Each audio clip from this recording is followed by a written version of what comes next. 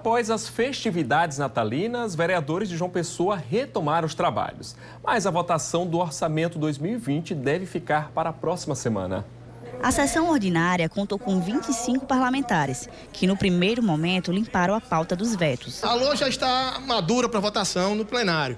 E conversando com o presidente e com a mesa diretora, me foi dito que a partir na segunda-feira nós estaremos votando a LOA e aí sim votando as matérias mais importantes da cidade, como saúde, educação, habitação e infraestrutura. Em seguida, uma sessão extraordinária foi convocada para votar os projetos de lei na Câmara. A Casa tenta finalizar a tramitação da Lei Orçamentária Anual, que prevê o valor de mais de 2 bilhões de reais destinados às despesas da capital. A intenção é que a votação da LOA aconteça na próxima segunda-feira. A gente precisa compreender os fatos adversos que vieram na Lei Orçamentária 2020. Um deles foi justamente uma emenda à lei orgânica que teve que ter um interstício de 10 dias, uma votação de 2 turnos, onde suprimia, de certa forma, as emendas impositivas, transferindo-as para o ano de 2021 a sua execução. Um outro ponto importante que também causou um certo tempo e demora na decisão da entrega do parecer e na própria votação da LOA foi uma decisão judicial. A gente teve uma decisão judicial junto à Casa, pedindo para que o processo legislativo que tramitava a emenda à lei orgânica fosse suspenso. Um dos projetos que esteve em discussão foi o aumento no número de vereadores da Casa. Caso seja aprovado, o número de parlamentares passaria de 27 para 29. Conversei com a secretária agora, Elisa Virgínia, e aí vai para a leitura, mas não vai ser votado hoje não. A gente vai conversar ainda com os líderes para decidir. O líder Bruno Farias, Milanês e Marcos Henrique. Eu acho que tem uns a favor, os outros contra. Eu acho que está meio a meio aí. A gente não tem certeza não de como é que vai ser essa votação.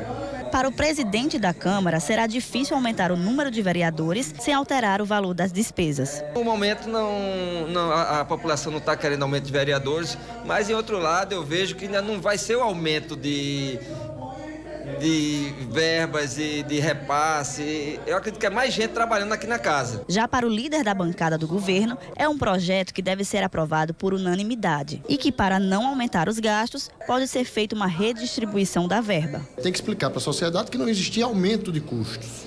A gente não pode fazer uma inversão do debate. A gente não pode falar que vai criar novos custos, porque essa não é uma parte verdadeira. Eu tenho um entendimento, sempre tive o entendimento que quanto maior a representatividade, melhor para as pessoas e para a sociedade. Mas a sociedade tem enxergado de uma forma diferente da que eu via. Eu vou votar com o povo, vou votar com a maioria e tenho certeza e vou defender em plenário que a gente vote essa matéria de forma unânime. Bom, e a gente continua falando sobre a Câmara de Vereadores e outros assuntos da política, agora com o nosso colunista André Gomes. André, boa noite. Boa noite, Simon. Vamos falar sobre essa questão aí. A expectativa do orçamento é que fique realmente para a semana que vem, né? Mas já teve matéria aprovada hoje, em primeiro turno, que é bem polêmica, né? Exatamente. O orçamento é uma matéria que é em consenso, né? É uma matéria que não tem nada de polêmica, até porque já foi bastante discutida pelos vereadores durante parte agora no final do ano. Mas outras matérias foram mais polêmicas e não foram muito destacadas pelos vereadores. Por exemplo, como um reajuste salarial. Os vereadores aprovaram, em primeiro turno, um reajuste nos seus salários, né, mas valendo para a próxima legislatura, a partir de 2021. Então, atualmente, cada vereador ganha R$15 mil e aí vai passar um salário para R$18,9 mil.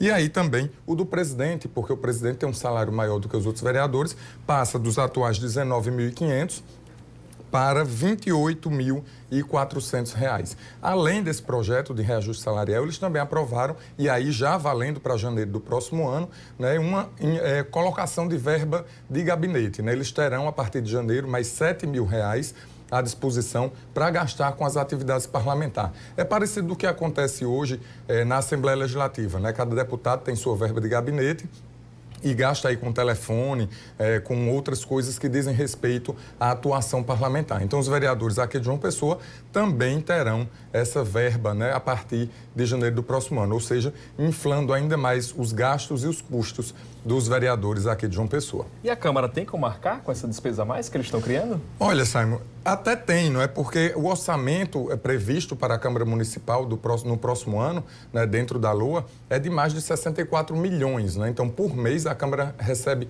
5 milhões, um pouco mais de 5 milhões de reais. Então, dentro desse dinheiro, é muito dinheiro para uma Câmara Municipal gastar. Então, tem sim verba suficiente para fazer esse reajuste, né? Apesar de que também os vereadores aprovaram um outro projeto reduzindo cargos, né? 54 cargos vão ser reduzidos na Câmara Municipal.